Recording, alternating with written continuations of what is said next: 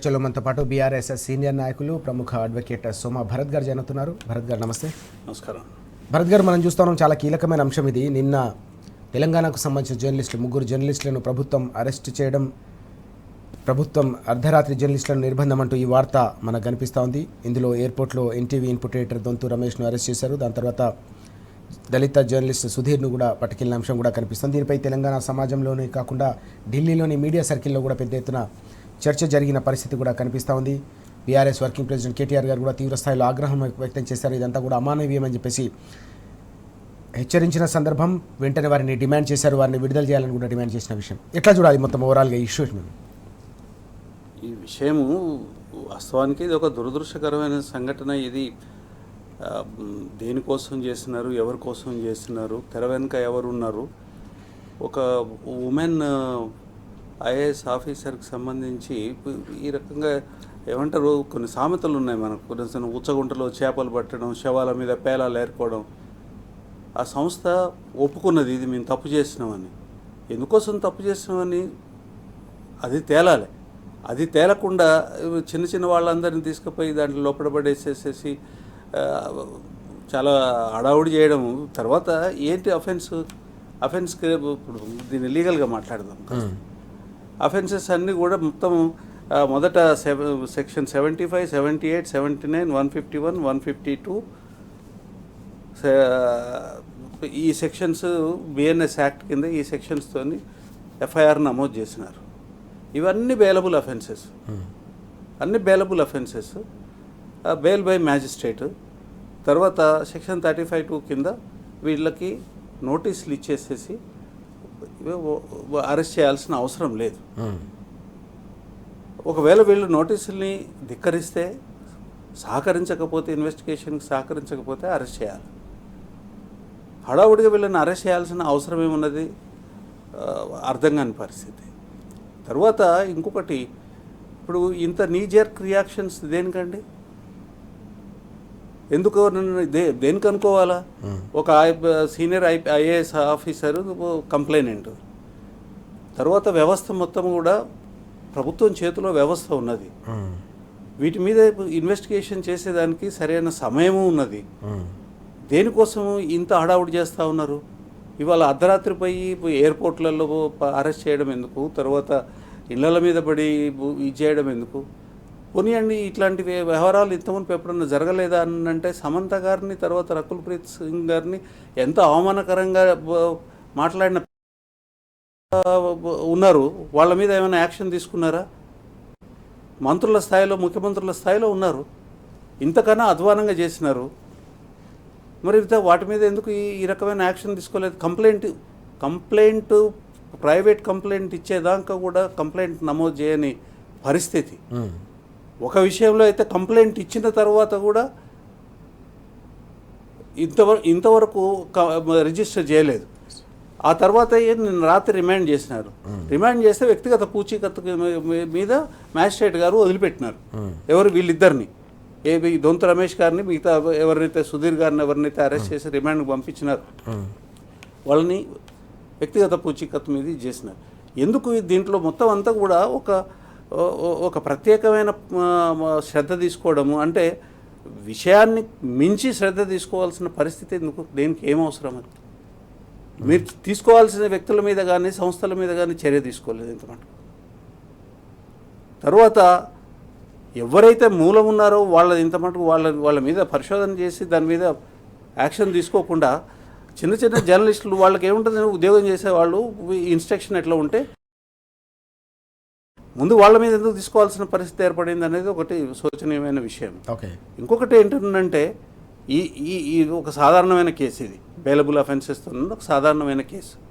ఈ కేసులో ఇంత ప్రత్యేకమైన శ్రద్ధ పెట్టి ఒక సిట్ వేయడము, దాంట్లో ఏంటంటే పర్యవేక్షకులు ఎక్కువ, పనిచేసే వాళ్ళు తక్కువ.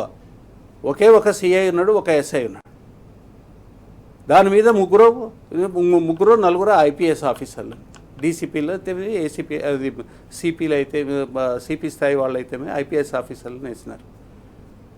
తెలంగాణ ఇదేమవుతుందని అంటే, ఈ రకమైన చర్యలు ఏమవుతుందంటే చాలా ప్రతిష్టాత్మకమైన వ్యవస్థ, పోలీస్ వ్యవస్థ, తెలంగాణ పోలీస్ వ్యవస్థ దేశవ్యాప్తంగా దానికి మంచి పేరు ఉన్నది. ఈ రకమైన పనులు చేయడం వల్ల ఏమవుతుందంటే ఆ వ్యవస్థ యొక్క ప్రతిష్ట కూడా దెబ్బతింటుంది. అరే ప్రపంచంలోనే ఎక్కడ లేదు ఒక కమాండ్ కంట్రోల్ సెంటర్ ఉన్నది. ఇది ఒక మీరే చెప్తా ఉన్నది ఎలక్ట్రానిక్ అఫెన్స్, ఇది సెక్షన్ 67 ఆఫ్ ఐటీ యాక్ట్ కింద ఇది ఎలక్ట్రానిక్ అఫెన్స్ అని మీరే చెప్తా ఉన్నారు. మరి ఎలక్ట్రానిక్ అఫెన్స్ చెప్తే ఎక్కడ పోతుందండి ఎవిడెన్స్? ఎక్కడ పోతుంది evidence? Everything is recorded, broadcasted. తర్వాత ఆ యజమాని ఒప్పుకున్నది, మేము తప్పు చేస్తున్నాము మన్నించండి అని వాళ్ళు ఒప్పుకున్నారు. మీరు దీన్ని నింపాదిగా చేయవచ్చు కదా, మీరు నిరూపించగలుగుతారా ఇవాళ? ఖచ్చితంగా ఈ ఇద్దరే దీనికి మూల కారణం అనేది నిరూపించగలుగుతారా? ఎందుకు ఈ చేజింగ్ ఎందుకు, తర్వాత ఈ అర్ధరాత్రి ఆవేశాలు ఎందుకు, అంధకార విన్యాసాలు ఎందుకు? దీనివల్ల అరే ఇప్పుడు తెలంగాణ పోలీస్ అంటే ఒక గర్వపడే పద్ధతుల్లో తీర్చిదిద్దబడిందండి. కేసీఆర్ గారి హయాంలో ఒక కమాండ్ కంట్రోల్ సెంటర్ పెట్టినారు. తర్వాత ప్రతి వ్యవస్థని బ్రహ్మాండంగా నడిపించినారు. ఛేదించలేని అనేక విషయాలని సునాయాసంగా ఛేదించినారు తెలంగాణ పోలీసు. అంటే ఒక నైపుణ్యంతో, ఒక ప్రొఫెషనల్ నైపుణ్యంతో చేసినారు. ఇప్పుడు దీన్ని దేనికి ఉపయోగించుకున్నట్టు? ఎవరు ఉపయోగించుకుంటున్నట్టు? ఈ ఇన్హ్యూమన్ కదా, బెయిలబుల్ అఫెన్సెస్లో చేజ్ చేసి అరెస్ట్ చేయాల్సిన అవసరం ఎక్కడొచ్చింది? సుప్రీంకోర్టు జడ్జిమెంట్లు ఉన్నాయి, హైకోర్టు జడ్జిమెంట్లు ఉన్నాయి. తర్వాత చివరికి మ్యాజిస్ట్రేట్ కోర్టులు కూడా అనేక సందర్భాల్లో ఆక్షేపించడం జరిగింది పోలీస్ యొక్క ఈ అత్యుత్సవాన్ని. ఓకే, ఇది తప్పు. ఇది ఈ రకంగా చేయడం అనేది మానవ హక్కుల ఉల్లంఘన కూడా. ఓకే, డెఫినెట్గా ఇందులో ఒక అఫెన్స్ జరిగినది, దాంట్లో ఎవరు ఏమి కాదనట్లేదు. కానీ ఈ అఫెన్స్ వెనకాల ఎవరున్నారు, రాజకీయ కుట్ర కోణాలు ఏమున్నాయి, ఇవన్నీ ఛేదించండి మీరు, మంచిగా ఉంటుంది. అంతేగాని సెలెక్టివ్ పర్సిక్యూషను, సెలెక్టివ్ ప్రాసిక్యూషను ఈ రకంగా చేస్తే ఏమవుతుందని అంటే ఇంకొక విషయం కూడా దీంట్లో గమనించాల్సిన విషయం ఉందండి. కాంగ్రెస్ ప్రభుత్వం వచ్చిన కానుంచి ఎన్ని కేసులు పెట్టినారు? బీఆర్ఎస్ మీద, బీఆర్ఎస్ నాయకత్వం మీద, బీఆర్ఎస్ కార్యకర్తల మీద, తరువాత సోషల్ మీడియా మీద ఇష్టానుసారంగా కేసులు పెట్టడం జరిగింది.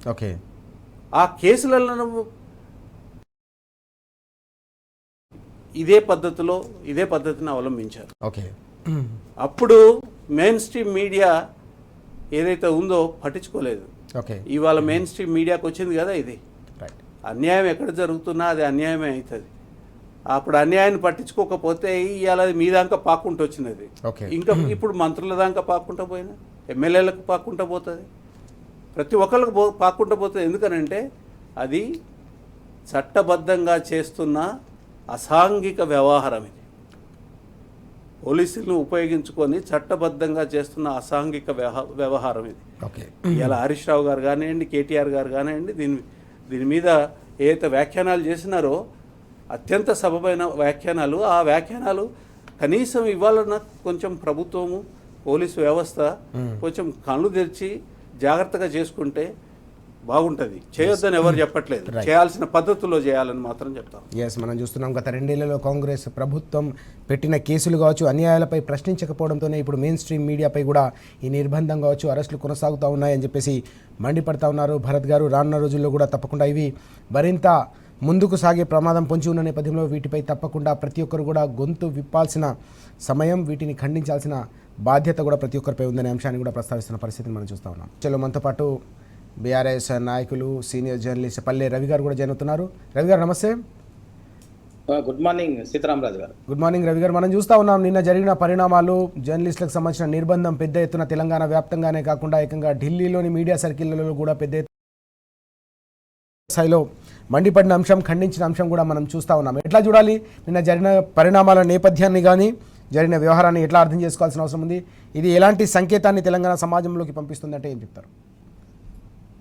సీతారామరాజు గారు, నిన్న జరిగినటువంటి పరిణామము, దానికి సంబంధించినటువంటి నేపథ్యం అంతా కూడా కేవలం ఏంటంటే కాంగ్రెస్ పార్టీ ప్రభుత్వంలోని పెద్దలు తమ అంతర్గత రాజకీయాల కోసం,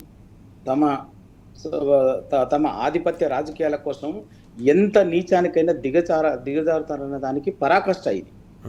లేకపోతే ఏ నేపథ్యంలో అది జరిగింది, ఏంది అసలు, దానికి సంబంధించి ఎక్కడి నుంచి బయటకు వచ్చింది, ఏంది అసలు, రైట్? ఓకే, ఇవాళ ఎవ్వరం కూడా ఒక మహిళ, ఒక ఐఏఎస్ ఆఫీసరా, లేకపోతే ఇంకో సాధారణ మహిళనా, ఇంకో మహిళనా, ఓ సెలబ్రిటీనా అన్నది కూడా కాదు. ఒక మహిళ ఎవరైనా మహిళనే. ఒక మహిళ వ్యక్తిత్వానికి సంబంధించి, వ్యక్తిగత జీవితానికి సంబంధించి ఇంత ఇబ్బందికరమైన చేయటాన్ని ఎవరం సహించరు. కానీ ఈ ప్రాక్టీస్ మొదలుపెట్టింది ఎవరు? ఇదివరకు ఈ ప్రాక్టీస్ మొదలుపెట్టింది ఎవరు? ఇవాళ ఈ సంఘటన కూడా కారకులు ఎవరు? తెరవనుకున్న కారకులు ఎవరు? అవి కదా వాస్తవాలు ఇవాళ సమాజం. అందుకే దాన్ని పక్కకు పెట్టి, దాన్ని ఎప్పుడైతే సమాజం అర్థమవుతుంది అనుకున్నటువంటిదో అంతర్గత కలహాలని డైవర్ట్ చేయటం కోసము ఇవాళ కాంగ్రెస్ పార్టీ ప్రభుత్వము ఇవాళ జర్నలిస్టులను కూడా బలిపశువులు చేయాలని చెప్పేసి చూస్తుంది. ఈ క్రీడలో, ఈ నికృష్ట క్రీడలో జర్నలిస్టులు, బ్యూరోక్రాట్లకు మధ్యన కూడా వైరుధ్యాన్ని సృష్టించేటటువంటి ఒక దుర్మార్గమైనటువంటి, నీచమైనటువంటి ఆలోచనకి దిగజారింది. ఈ రోజు వాస్తవంగా నిజంగా ఆ కేసు అది జరిగింది, అరెస్ట్ చేసినటువంటిది. ఇదేంటి, జర్నలిస్టులు ఏమన్నా దొంగల, కరడుగట్టిన తీవ్రవాదుల, పారిపోతారా? పండగ పూట రాత్రి దానికి ఒక అరెస్ట్ చేయడానికో, లేకపోతే వాళ్ళని విచారించడానికో సిట్ వేసింది కదా, ఆ సిట్ విచారణ చేయడానికి ఒక పద్ధతి ఉంటుంది. కానీ నేరస్తుల్లాగా, దేశద్రోహుల్లాగా, టెర్రరిస్టుల్లాగా వాళ్ళ ఇళ్ల మీదకి పోయి అర్ధరాత్రి ఎయిర్పోర్టులో ఒక దొంగల్ని, దేశద్రోహుల్ని పట్టుకున్నట్టుగా, ఏదో పెద్ద గొప్ప సాధించడం అన్నట్టుగా ఈ హైడ్రామా అనేది వాళ్ళ దాని వెనక ఉద్దేశం ఏంటంటే, ముఖ్యమంత్రి రేవంత్ రెడ్డి గారికి, కాంగ్రెస్ ప్రభుత్వానికి ఒకటి చాలా స్పష్టంగా ఆధిపత్య రాజకీయాల కోసం, వాళ్ళ స్వార్థం కోసం ఎంత నీచానికైనా దిగజారుతారనడానికి ఇది నిదర్శనం ఒకటి. రెండవది ఏంటంటే, దీని ద్వారా ముఖ్యమంత్రి గారు చెప్పదలుచుకున్న మెసేజ్ కూడా ఏంటంటే, మీరు అది యూట్యూబ్ అయినా, డిజిటల్ మీడియా అయినా, మెయిన్ స్ట్రీమ్ మీడియా అయినా, ఎవరైనా మాకు బాగా ఊదినంత కాలమే మా భుజకీర్తులని మీరు కీర్తిస్తే, స్తుతిస్తే అంతవరకు మీరు మాకు మిత్రులు. ఏదైనా సందర్భం వచ్చినప్పుడు మమ్మల్ని, మా తప్పిదాల్ని, మా లోపాలని, మేము చేసే మోసాన్ని కనుక ఎత్తి చూపినట్లయితే తప్పనిసరి ఎవరికైనా కూడా ఈ పరిస్థితి ఉంటుంది అనేది నిన్న రేవంత్ రెడ్డి గారు ఇండైరెక్ట్గా చెప్పదలుచుకున్నారు. ఆ పని చేసిండు. లేకపోతే ఏందండి, జర్నలిస్టులని కనీసము మీరు పద్ధతి ప్రకారంగా సిట్టు వేసినప్పుడు దానికి ఒక నోటీస్ ఇచ్చి, ఆ నోటీస్ ప్రకారంగా విచారణకు రమ్మని ఏ ఆధారంగా మీరు ఈ కథనం ప్రసారం చేసింది, మీకున్నటువంటి ఇన్పుట్ ఏంది, మీ దగ్గర ఉన్నటువంటి సాక్ష్యాలు ఏంది, దీనికి సంబంధించినటువంటి మాకు ఇవ్వండి అని విచారించవచ్చు. దానికి సహకరించాలని చెప్పవచ్చు. ఓ డేట్ ఇచ్చి రమ్మని చెప్పొచ్చు. ఎందుకంటే నిన్న, ఇవాళ, రేపు తెలుసు అందరూ పండగ వాతావరణంలో ఉన్నారు. ఎవరికి వాళ్ళు ఎక్కడెక్కడ ఆల్మోస్ట్ పండగ వాతావరణంలో ఉండగా జర్నలిస్టుల ఇళ్ల మీదకి పోయి కుటుంబాలను బెదిరించి హింస పెట్టి, ఆ సుధీర్ ఒక దళిత జర్నలిస్టు, తెలంగాణ ఉద్యమంలో ఉన్నటువంటి వాళ్ళు, వీళ్ళంతా కూడా తెలంగాణ సమాజం పట్ల ఇంత ప్రేమతోటో, ఇంత సామాజిక స్పృహతో పనిచేసేటటువంటి వాళ్ళు, దొంతు రమేష్ కావచ్చు, పరిపూర్ణచారి కావచ్చు, సుధీర్ కావచ్చు, ముగ్గురు తెలంగాణ బిడ్డలే. బహుజన, ఎస్సీ, బడుగు బలహీన వర్గాల నుంచి, చాలా మారుమూల ప్రాంతాల నుంచి ఒక రాష్ట్ర స్థాయి జర్నలిస్టులకు ఎదిగి వచ్చినటువంటి వాళ్ళు. అటువంటి వాళ్ళని, ఆ కుటుంబాలని క్షోభ పెట్టి పండగ రోజు ఆ కుటుంబాలని వేధించి ఏం మెసేజ్ ఇవ్వదలుచుకున్నారు మీరు? ఇదేం పద్ధతి? ఇవాళ ఖచ్చితంగా దీన్ని ఎందుకు అంటే తమ వైఫల్యాలని కప్పిపుచ్చుకోవటం కోసం, డైవర్ట్ చేయడం కోసం. ఇంకా ఈ వ్యవహారం ఇంతతో ఆగుతుందని మేము అనుకోలేదు. ఎందుకంటే నేను సమాజం నుంచి తీవ్ర నిరసన వచ్చింది కాబట్టి, సమాజంలో విభిన్న వర్గాల నుంచి తీవ్ర నిరసన వచ్చింది కాబట్టి కొంత చర్చ జరిగింది. కానీ ఇది మెయిన్ స్ట్రీమ్ కాబట్టి నెక్స్ట్ యూట్యూబర్లు, డిజిటల్ మీడియా మీద ఒక 40-45 మీద కూడా ఇదే ధోరణి, ఈ విధంగా పరోక్షంగా వాళ్ళని ఇబ్బంది పెట్టి వాళ్ళని గొంతు నొక్కే పని ఒక వ్యూహరచన ఉంది, పన్నాగం ఉంది అనేది మనకు అర్థమవుతున్నటువంటి అంశం. ఖచ్చితంగా ఇవాళ ఏం చేసినా కూడా తెలంగాణ సమాజం కొందరు మీ తాబేదారులు ఉండొచ్చు, మీ అడుగులకు మడుగులు ఉండొచ్చు, కొందరు మేధావులు అనేటోళ్ళు, బుద్ధిజీవులను కొందరు మాత్రమే. ఇవాళ తెలంగాణ పౌర సమాజం, మెజారిటీ పౌర సమాజం తప్పనిసరిగా మీరు చేసేటటువంటి మోసాలని, వంచనని అన్ని వర్గాలకు మీరు నిజాయితీ ఉంటే, మీకు నిజంగా ప్రజల మీద ప్రేమ ఉంటే, ఆయా వర్గాల మీద అంత ప్రేమ ఉంటే, నిజంగా మీరు ప్రజలకు ఇచ్చినటువంటి మాట నెరవేర్చండి. ఆ హామీలు అమలు చేయండి. 420 హామీలు ఇచ్చారు. నా 13 డిక్లరేషన్ల పేరు మీద రకరకాల హామీలు ఇచ్చిండ్రు. ఏది చేయకుండా ఇవాళ దబాయించి దాష్టికం చేయటము, రాత్రి అర్ధరాత్రులు ఇళ్ల మీదికి పోయి కుటుంబాలని వేధించడం ప్రాక్టీస్ అయిపోయింది 2 సంవత్సరాల నుంచి. హైడ్రా పేరు మీద రాత్రే పోయి పేద బుల్డోజర్ పోతారు, పేదని ఇల్లు కూల్చేస్తారు. మూసి ప్రక్షాళన పేరు మీద రాత్రే బుల్డోజర్ పోతారు, సెలవు రోజు చూస్తారు. పేదవాడు మధ్యతరగతి నోరు లేనటువంటి వాడిని ఉసురు పోసుకుంటారు. ఇంకోటి ఆఖరికెళ్ళి జర్నలిస్టులకు వచ్చింది. జర్నలిస్టు నాకు వచ్చింది. ఇవాళ ఏం మాట్లాడిండి ఇదే ముఖ్యమంత్రి ఏం మాట్లాడిండు? అధికారంలో రాకముందు బీసీసీ అధ్యక్షుడిగా భావ ప్రకటన జర్నలిస్టులు అంటే మాకు అపారమైనటువంటి గౌరవం ఉన్నది. భావ ప్రకటన స్వేచ్ఛ అని, ప్రజాస్వామిక స్వేచ్ఛ అని 7వ గ్యారంటీగా ఇస్తున్నాం, 7వ గ్యారంటీగా అమలు చేస్తామని చెప్పి ఇదా మీరనే భావ ప్రకటన స్వేచ్ఛ? ఇదా మీరు అమలు చేసే రాజ్యాంగం? ఇదా మీరు చేసే మీరు చెప్పేటటువంటి ప్రజాస్వామ్య విలువలు? ఇవాళ కేవలం ఎమర్జెన్సీ తలపించేటట్లుగా ఒక రౌడీ రాజ్యం తలపించేటట్టుగా ఇవాళ ఉంది తప్ప ఏ వర్గాన్ని వదిలిపెట్టకుండా ప్రతి వర్గాన్ని భయకంపితులు ఒక టెర్రిఫిక్ వాతావరణం సృష్టించి ఆ టెర్రిఫిక్ వాతావరణంలో తెలంగాణ రాష్ట్రాన్ని ఇష్టమున్నట్టుగా దోచుకోవాలనేటువంటిది కుట్ర తప్ప దీని వెనుక దాగి ఉన్నది. మేము ఏం దోపిడీ చేసినా, ఏం అరాచకం చేసినా, ఏం దాష్టికం చేసినా ఎవరు మాట్లాడొద్దు, ఎవరు గొంతెత్తొద్దు, ఎవరు ప్రశ్నించొద్దు. ఎవరైనా గొంతెత్తినా ప్రశ్నించినా మా తప్పుని ఎండగట్టినా ఇదే గతి పడుతుంది అన్నటువంటిది మెసేజ్ ఇవ్వదలుచుకున్నాడు ఆయన. తెలియకనో లేకపోతే అవగాహన లేకనో కాదు, కుట్రపూరితంగానే ఉద్దేశపూర్వకంగానే చాలా వ్యూహాత్మకంగానే ఈ పనికి పూనుకున్నారు తప్ప మరేం కాదు. ఖచ్చితంగా తెలంగాణ పౌర సమాజం దీన్ని ఎండగడుతుంది, ఎదిరిస్తుంది. ఇలా బీఆర్ఎస్ పార్టీ నిన్న ఖచ్చితంగా ప్రతి క్షణం జర్నలిస్టుల పక్షాన, జర్నలిస్టుల కుటుంబాలకి మా వర్కింగ్ ప్రెసిడెంట్ కేటీఆర్ గారు, పార్టీ సీనియర్ నాయకులు, ఉపనాయకుడు, అసెంబ్లీ ఉపనాయకుడు హరీష్ రావు గారు జర్నలిస్టుల కుటుంబాల పక్షాన్ని నిలబడ్డారు, బాస్టర్ నిలబడ్డారు. అందరం కూడా ఈ తెలంగాణ సమాజాన్ని దేనికోసం అయితే తెలంగాణ సమాజము తెలంగాణ జర్నలిస్టులు తెలంగాణ ఉద్యమంలో నిలబడ్డ వాళ్ళండి. తెలంగాణ ఉద్యమంలో తెలంగాణ సమాజంతో పాటు నిటారుగా నిలబడి రాష్ట్రం వచ్చేంత వరకు నిలబడి కొట్లాడినటువంటి వాళ్ళు. మీరు తెలంగాణ జర్నలిస్టులని మీరు ఆంధ్ర ప్రయోజనాల కోసం, ఇంకెవరి ప్రయోజనాల కోసమో, ఎవరి స్వార్థం కోసమో తెలంగాణ జర్నలిస్టు కుటుంబాలను కూడా మేము బెదిరించి వాళ్ళని కూడా భయానకమైన వాతావరణంలోకి నెట్టుతామంటే చూస్తూ ఊరుకునే సమస్య లేదు. బరాబర్గా అన్నిటికీ వడ్డీతో సహా మూల్యం చెల్లించుకోవాల్సి ఉంటుంది రేవంత్ రెడ్డి గారు సర్కార్ దీనికి. మనం చూస్తా ఉన్నాం, రవి గారు కూడా తీవ్రమైన ఆగ్రహం వ్యక్తం చేస్తూ ఉన్నారు. నిన్న తెలంగాణ జర్నలిస్ట్ ఫోరం ఆధ్వర్యంలో కూడా పెద్ద ఎత్తున దీన్ని ఖండించిన సందర్భం కూడా కనిపించింది. భరత్ గారు, మనం చూసాం 2 ఏళ్ల కాలంలో అనేక మంది పైన ఇలాంటి కేసులు కావచ్చు, డిజిటల్ ప్లాట్ఫామ్లపై ప్రభుత్వానికి సంబంధించిన తప్పిదాలను ఎత్తి చూపిన వారిపై కూడా కేసులకు సంబంధించిన వ్యవహారాన్ని ఇంతకుముందు మీరు ప్రస్తావించారు. గతంలో వ్యవస్థలు అనేవి పూర్తిగా అంటే తెలంగాణను ముందుకు తీసుకెళ్లేందుకు ఉపయోగపడిన సందర్భాన్ని మనం చూసాం. పటిష్టంగా నిర్మించి కేసీఆర్ గారు వాటిని పూర్తి స్థాయిలో తెలంగాణ ప్రగతి కోసం వాడుకున్న పరిస్థితి. ప్రస్తుతం వ్యవస్థలను విధ్వంసం చేస్తున్నారని ఈ అంశాన్ని ఎట్లా చూడాల్సిన అవసరం కనిపిస్తుంది? వ్యవస్థలను విధ్వంసం చేస్తున్నారు అనే దానికి ఇది డే 1 నుంచి మనం చూస్తూనే ఉన్నామండి. రాహుల్ గాంధీ మొహబ్బత్ కా దుకాను, తర్వాత ఏదో రాజ్యాంగాన్ని పట్టుకొని కాన్స్టిట్యూషనలిజం అని మాట్లాడిన పెద్ద బక్వాస్ ఇదంతా. కంప్లీట్ బక్వాస్. అంటే ఒక పనికిరాని మాటలు మాట్లాడమే తప్ప చేసేది ఏమీ లేదు. ఇవి రాహుల్ గాంధీకి కనిపించట్లేదండి. వ్యవస్థల్ని పూర్తిగా మేము వ్యవస్థల పట్ల ఉన్నాము, రాజ్యాంగబద్ధంగా పరిపాలన ఉండాలని కాన్స్టిట్యూషన్ చూపించుకుంటూ పబ్బం గడుపుకునే రాహుల్ గాంధీకి ఇలా అవట్లేదా? తెలంగాణలో ఏం చేస్తున్నారు? ప్రతినిత్యము కాన్స్టిట్యూషన్ని కులబొడుస్తూ ఉన్నారు, ప్రతినిత్యము కాన్స్టిట్యూషన్ని తగలబెడ, ప్రతి నిత్యము వ్యవస్థలన్నింటినీ కూడా సర్వనాశనం చేసే పద్ధతుల్లో ఇవాళ బిహేవియర్ ఉన్నది. కాంగ్రెస్ ప్రభుత్వం యొక్క బిహేవియర్ ఉంది. మీకు గింతన సిగ్గులేదా కాంగ్రెస్ పార్టీకి? విషయం ఏంటంటే దేశం మొత్తం మీద బిచ్చవేసినట్టు జనము మీ మోసపూరిత మాటలు నమ్మి మీకు 2 ప్రభుత్వాలు ఇచ్చిండ్రు. ఒకటి హిమాచల్ ప్రదేశ్, ఇంకోటి తెలంగాణ. తర్వాత అది ఏ ప్రభుత్వం తెలియదు, కర్ణాటకలో అది బీజేపీ ప్రభుత్వం తెలియదు, కాంగ్రెస్ ప్రభుత్వం తెలియదు, కర్ణాటక. ఎక్కడన్నా ఒక్క దగ్గరన్నా మీరు కొంచెం జనం మెచ్చుకునే పద్ధతిలో, మీరు ప్రామిస్ చేసిన పద్ధతిలో ప్రభుత్వాన్ని నడుపుతున్నారండి?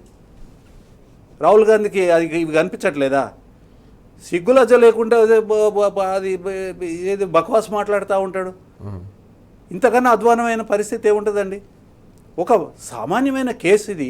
ఈ కేసుని ఏ రకంగా గంభీరమైన కేసు కూడా ఎందుకు అంటే ఒక ఒక ఉమెన్ ఆఫీసర్ని చాలా దుర్మార్గంగా, సందర్భం లేకుండా, అసలు ఏ రకమైన ఇది లేకుండా ఒకటి కుక్కప్ చేసినారా లేకపోతే ఏ రకంగా చేసినారు, ఎవరున్నారు దీని వెనకాల అనేది చేయకుండా అర్ధరాత్రి పూట దాడులు చేసి ఇట్లనే జరిగిందా? కేసీఆర్ గారి హయాంలో కూడా ఒక ఉమెన్ ఆఫీసర్ మీద చాలా అనుచితమైన వ్యాఖ్యలు చేసినారు. చేస్తే ఆనాటి ప్రభుత్వం ఆధ్వర్యంలో పోలీస్ వ్యవస్థ ఏ రకంగా బిహేవ్ చేసినారు మీ ముందట ఒక ఉదాహరణ ఉన్నది. ఇవాళకి కూడా కోర్టుల చుట్టూ తిరుగుతూ ఉన్నారు వాళ్ళు. తర్వాత అది ఒక డెటరెంట్ లాగా పనిచేస్తూ ఉంది. ఒక పద్ధతి ప్రకారంగా తర్వాత అట్లాంటి పని చేసేదానికి ఎవడు సాహసం కూడా చేయలేదు. పూర్తిగా లీగల్గా చేస్తున్నారు. ఒక అరెస్ట్ కూడా చేయలేదు. అందులో అరెస్టులు కాకుండానే ఒక రకమైన లా ఏదైతే ఉన్నదో, మ్యాజెస్టీ ఆఫ్ ద ఇన్స్టిట్యూషన్ ఏదైతే ఉందో దాన్ని దిగజార్చుకుంటే మీకే పరువు ఉండదు. దాన్ని లీడ్ చేసే వాళ్ళకే పరువు ఉండదు, భయం ఉండదు. ఎప్పుడు కూడా నేరస్తులు చాలా తెలికల వాళ్ళే ఉంటారు, కానీ పోలీసు వ్యవస్థ దానికన్నా తెలివిగా బిహేవ్ చేయాలి. They are trained for that. వీటన్నిటిని ఏది గమనించకుండా మీరు ఎందుకు చేస్తున్నారో నాకు అర్థం కావట్లేదు. మాకెవరికి కూడా అర్థం కావట్లేదు అండి ఈ రకమైన బిహేవియర్ ఎందుకనేది. ఇది సామాన్యంగా బ్యూరోక్రాట్స్ చేసే రియాక్షన్ ఇట్లా ఉండదు. దీని వెనకాల ఏమైనా ప్రేరేపితం ఉన్నది, రాజకీయ ప్రేరేపితంతో ఇది జరుగుతుందా ఏందనేది కూడా డౌట్ చేయాల్సిన అవసరం ఉంటుంది. ప్రజాస్వామిక హక్కులు ఉన్నాయి, రాజ్యాంగ హక్కులు ఉన్నాయి. ప్రజలకి మాట్లాడుకునే దాన్ని కూడా మేము అణచివేస్తామనంటే కుదరదు కదా. మాట్లాడిన ప్రతి ఒక్కళ్ళని బొక్కలు పెడతారా మీరు? మీరే కదా సోషల్ మీడియాని బీభత్సంగా వాడుకున్నది కాంగ్రెస్ ప్రభుత్వం, కాంగ్రెస్ పార్టీనే కదా.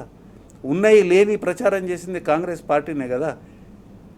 బహుశా అవన్నీ తెలుసు ఏ రకంగా ఉపయోగించుకున్నాము మనము. అది మన మీద మనం వాళ్ళు తప్పులు చేయకుండా మనం ఉపయోగించుకున్నాము. ఇవాళ మనం ఇన్ని తప్పులు చేస్తూ ఉన్నాము. ఈ సోషల్ మీడియాని కనుక తర్వాత ఈ మీడియాని కనుక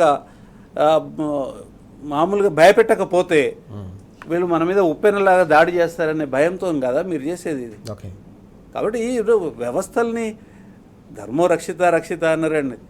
ధర్మాన్ని రక్షించండి, ధర్మం మిమ్మల్ని రక్షిస్తుంది అనేది ఒక సూక్తి. ఆ సూక్తి మరి ఈ పెద్ద పెద్ద మేధావులు తర్వాత నేషనల్ సర్వీసెస్కి సంబంధించిన ఆఫీసర్లకి, బ్యూరోక్రాట్స్కి తెలియదా? మీరు మిమ్మల్ని మీరే కించపరుచుకునే పద్ధతుల్లో ఈ అడావుడి చేయొద్దండి. ఇది ఈ వ్యవస్థలు నాశనం అయిపోతాయి. ఈ వ్యవస్థను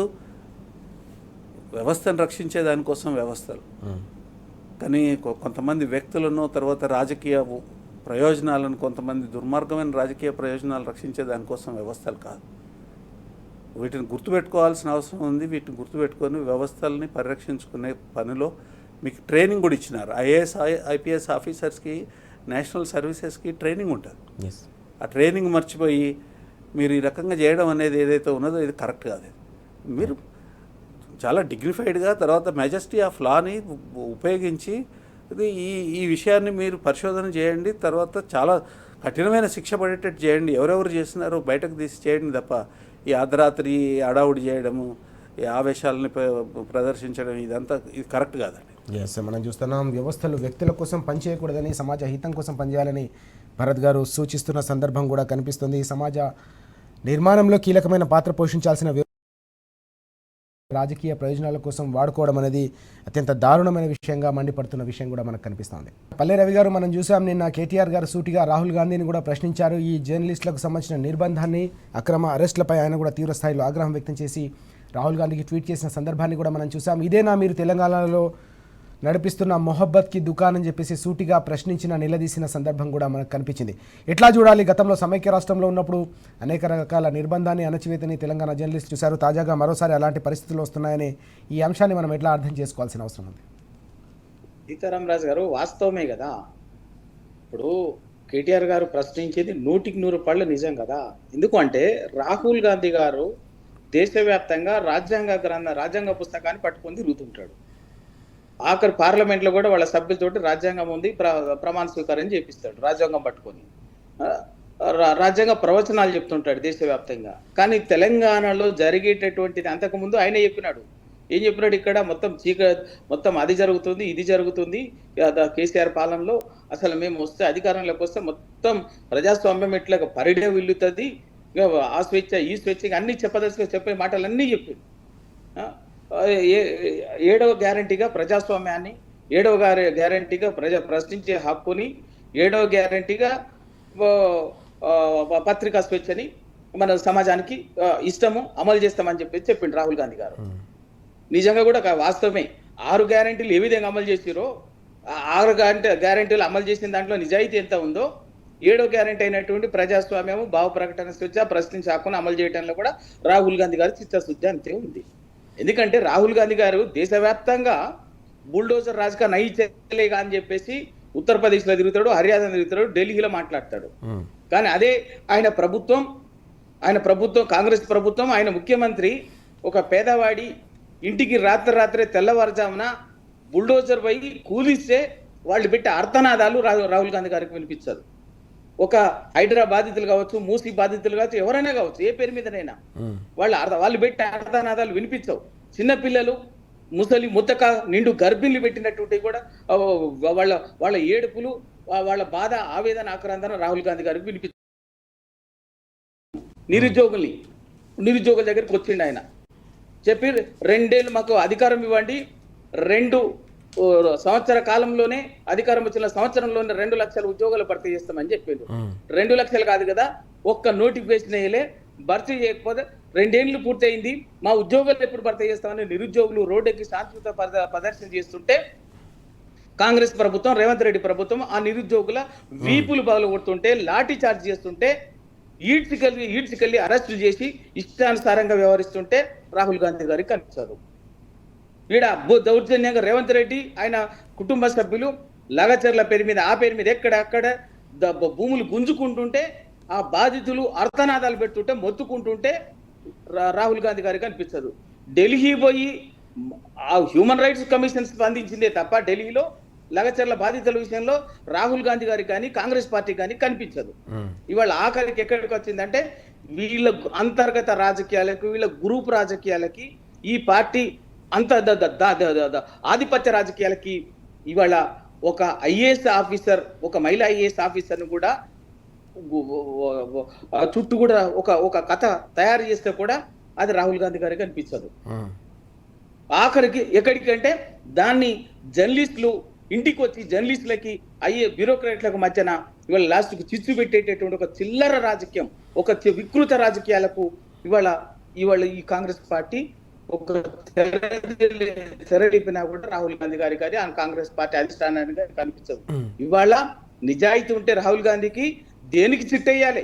అసలు ఈ కథ వెనుక, ఈ నేపథ్యం వెనుకున్నటువంటి అసలు కథ కమామిషి ఏందో నీ పార్టీ అధిష్టానం నుంచి ఒక విచారణ ఒక కమిటీ వేసి వాస్తవాలు తెలుసా ఏం జరుగుతుందని. ఎందుకు వ్యక్తిత్వ హననాల కాడికి ఎందుకు వచ్చింది? జర్నలిస్టుల ఇళ్ళ కుటుంబాల దగ్గరికి ఎందుకు వచ్చింది? ప్రశ్నించేటటువంటి వాళ్ళని, ఈ కాంగ్రెస్ పార్టీ చేసే దాస్తికము, ఫెయిల్యూర్స్ ని, మోసాలని, వంచనని ప్రశ్నించేటటువంటి వాళ్ళని, ఎత్తి చూపేటటువంటి వాళ్ళని, వాళ్ళ బెదిరించే కాడికి, ఇళ్ల మీదికి పోయి కుటుంబాలని రాత్రి నేరస్తులుగా చూస్తే చిత్రీకరించే కాడికి ఇవాళ ఎందుకు కాంగ్రెస్ పార్టీ వచ్చిందో, దాంట్లో ఉన్నటువంటి విష సంస్కృతి ఏందో, ఏ స్థాయికి దిగజారిందో దాని మీదే తెలుసమని చెప్పండి రాహుల్ గాంధీ గారు. అది కానీ ఆయన ప్రవచనాల్ని ఏదో భగవద్గీత ప్రవచనాల్లాగా రాజ్యాంగ ప్రవచనాలు చెప్తారు తప్ప దాని ఆచరణతో ఆయనకు సంబంధం లేదు. అది ఏం జరుగుతుందని ఆయనకు సంబంధం లేదు. ఆయన పార్టీ కానీ, ఆయన పార్టీ ముఖ్య ఏం చేస్తున్నారు అనేది ఆయన పట్టించుకోవడం, మళ్ళీ వెనక్కి తిరిగి చూస్తుంటారు. ఇది రాహుల్ గాంధీ గారు, కాంగ్రెస్ పార్టీ. వీళ్ళకి ఖచ్చితంగా వీళ్ళ తెలంగాణలో ఒక అరాచక రాజ్యం నడుస్తున్నది, ఒక రౌడీ రాజ్యం నడుస్తున్నది, ఒక నిరంకుశ రాజ్యం నడుస్తున్నది. ఆఖరికి ఎమర్జెన్సీ రోజులని, అనధికారిక అనఫిషియల్ ఎమర్జెన్సీ చీకటి రోజులను తీసుకొచ్చింది. వాళ్ళ నిజంగా నిన్నటి సంఘటన తోటి చాలా మందికి ఒక భయానకరమైనది, ఎందుకులే మనకెందుకు వచ్చిందిలే, మన వరకు వస్తుందేమో మనం కూడా అని చెప్పేసి ఒక గొంతెత్తకుండా కొంత గొంతు సవరించుకునేటటువంటి స్థితికి ఆ భయానక వాతావరణాన్ని తీసుకువచ్చింది. ఇవి ఇవాళ ఖచ్చితంగా తెలంగాణ సమాజం ఇటువంటి అన్నిటినీ 8 దశాబ్దాలకు అన్నిటిని ఎదుర్కొన్నది. ఇటువంటి వాటిని సందర్భం వచ్చినప్పుడు ఈ అరాచకాలని, ఈ దాష్టికాలని ఈసిరి కొడితే Right, ఎక్కడ భూస్థాపితం అవుతారు. రైట్, మనం చూస్తూ ఉన్నాం ఇంతకంటే ఎక్కువ నిర్బంధాన్ని సమైక్య రాష్ట్రంలో చూసాం.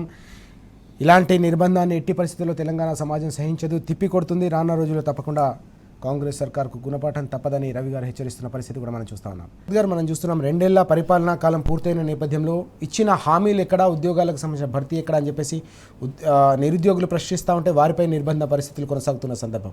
మరోవైపు రైతులు యూరియా కోసం గొంతెత్తుతూ ఉంటే అక్కడ కూడా ఆ పరిస్థితులు అదే రకంగా ఉన్న పరిస్థితి.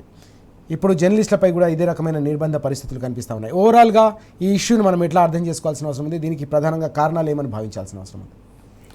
చాలా దారుణమైన పరిస్థితులు ఇవాళ రాష్ట్రంలో నెలకొని ఉన్న విషయంలో ఎవరికి కూడా రెండో అభిప్రాయం ఉండదు. ఇంకొక విషయం ఏంటంటే 420 హామీలు పల్లె రవి గారు చెప్పారు.